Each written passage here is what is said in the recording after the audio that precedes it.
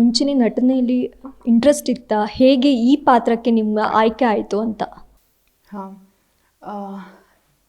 First question ನಟನೆಯಲ್ಲಿ interest ಇತ್ತಾ ಅಂತ ಕೇಳೋದಾದರೆ ಹೌದು.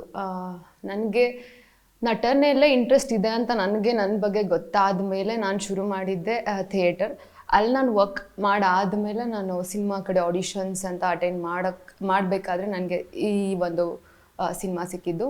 ಇದರಲ್ಲಿ ನಿಮ್ಮ ಆಯ್ಕೆ ಹೇಗಾಯಿತು ಈ ಪಾತ್ರಕ್ಕೆ? ಆಯ್ಕೆ ಹೇಗಾಯಿತು ಅಂದರೆ ನನಗೆ ಒಂದು ಕಾಸ್ಟಿಂಗ್ ಏಜೆನ್ಸಿ ಅವರು ಗೊತ್ತಿತ್ತು.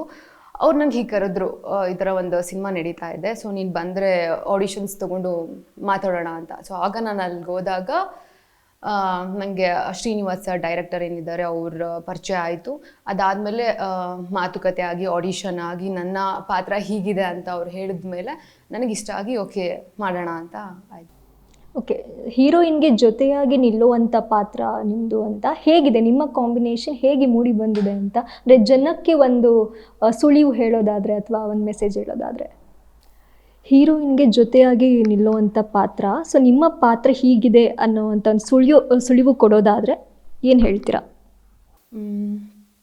ಒಂದು ಸುಳಿವು ಕೊಡೋದಾದರೆ, ನಾವು ಬೇರೆ ಸಿನಿಮಾದಲ್ಲಿ ನೋಡಿದಾಗ ಫ್ರೆಂಡ್ ಅಂತ ಬಂತಂದರೆ ಅಲ್ಲಲ್ಲಿ ಬರೋದು ಅಥವಾ ಹಾಯ್ ಬಾಯ್ ಅಂತ ಹೇಳೋ ಅಂಥದ್ದನ್ನ ನಾವು ನೋಡಿರ್ತೀವಿ. ಬಟ್ ಈ ಸಿನಿಮಾ ಅಂತ ಬಂದಾಗ ನನಗೆ ಯಾಕೆ ಈ ಪಾತ್ರ ತುಂಬ ಇಷ್ಟ ಆಯಿತು ಅಂದರೆ, ಇದರಲ್ಲಿ ಏನಿರ್ತಾಳೆ ಆ ಹುಡುಗಿ, ಒಂದು ಹೀರೋಯಿನ್ ಜೊತೆ ಬರೋವಂತಹ ಪಾತ್ರ, ತುಂಬ ಸ್ಟ್ರಾಂಗ್ ಇರ್ತಾಳೆ ಮತ್ತು ಮೆಚೂರ್ಡ್ ಥಿಂಕಿಂಗ್. ಈಗ ಹೀರೋಯಿನ್ ಏನಾದರೂ ರಾಂಗ್ ಮಾಡ್ತಾಳೆ ಅಂತ ಅವಳಿಗೆ ಅನಿಸ್ತು ಅಂದರೆ ಗೈಡ್ ಮಾಡೋದಾಗಿರ್ಬೋದು. ಈ ರೀತಿ ಇರೋದ್ರಿಂದ ನನಗೆ ಆ ಪಾತ್ರ ತುಂಬ ಇಷ್ಟ ಆಗಿ ಮಾಡ್ತೀನಿ ಅಂತ ಹೇಳಿದೆ. ಈ ಪಾತ್ರ ನಿಮ್ಗೆ ಹುಡುಕಿ ಬಂದಾಗ ನಿಮ್ಮ ಪಾತ್ರಕ್ಕೆ ನಿಮ್ಮ ತಯಾರಿ ಹೇಗಿತ್ತು? ತಯಾರಿ ಅಂತ ಅಂದರೆ ಈ ಪಾತ್ರಕ್ಕೆ ನಾನೇನು ಸ್ಪೆಷಲ್ಲಾಗಿ ತಯಾರಿ ಅಂತ ಏನೂ ಮಾಡಿಲ್ಲ. ಯಾಕಂದರೆ ನಾನು ರಿಯಲ್ ಲೈಫಲ್ಲಿ ಹೇಗಿದ್ದೀನಿ ಆ ರೀತಿಯೇ ಈ ಒಂದು ಪಾತ್ರ ಇದೆ ಕೂಡ. ಹಾಗಾಗಿ ಏನು ನನಗೆ ಅನಿಸಿಲ್ಲ ಸ್ಪೆಷಲ್ಲಾಗಿ ಇದನ್ನು ನಾನು ರೆಡಿ ಆಗಬೇಕು ಅನ್ನೋದೇನಿಲ್ಲ. ನಾನು ಹೇಗಿದ್ದೀನೋ ಹಾಗೆ ಅಲ್ಲಿ ಸೆಟಲ್ ಆ್ಯಕ್ಟ್ ಮಾಡಿದ್ದೀನಿ. ಓಕೆ, ಈ ಸಿನಿಮಾದಲ್ಲಿ ಬಹುತೇಕರು ಇರೋದೇ ನ್ಯೂ ಫೇಸ್, ಹೊಸ ಪ್ರತಿಭೆಗಳು ಅಂತ ಹೇಳ್ಬೋದು. ಸೊ January 3 ರಿಲೀಸ್ ಆಗ್ತಾ ಇದೆ. ಸೊ ಈ ಸಿನಿಮಾ ಟೀಸರ್ಗೂ ಒಳ್ಳೆ ರೆಸ್ಪಾನ್ಸ್ ಇದೆ. ಸೊ ಓವರಾಲ್ ಹೇಳೋದಾದರೆ ನಿಮ್ಮ ಟೀಮಲ್ಲಿರೋ ಸ್ಟಾರ್ ಕ್ಯಾಸ್ಟ್ ಬಗ್ಗೆ, ಸಿನಿಮಾ ಬಗ್ಗೆ ಆಡಿಯನ್ಸಿಗೆ ಒಂದು ಮೆಸೇಜ್.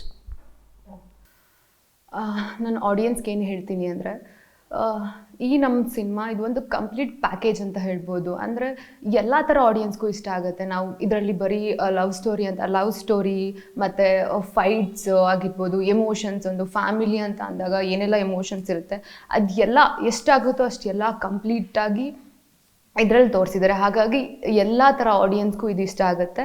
ಹಾಗಾಗಿ ಥಿಯೇಟರ್ಗೆ ಬಂದು ನಮ್ಮ ಸಿನಿಮಾನ ನೋಡಬೇಕು. ನೀವು ಕೊಡುವಂತಹ ದುಡ್ಡಿಗೆ ಯಾವುದೇ ರೀತಿ ಕೊರತೆ ಆಗಲ್ಲ, ಅದಂತೂ ನಾನು ಖಂಡಿತ ಹೇಳ್ತೀನಿ. ಸೊ January 3 ಥಿಯೇಟರ್ಗೆ ಬಂದು ಸಿನಿಮಾನ ನೋಡಿ. Thank you.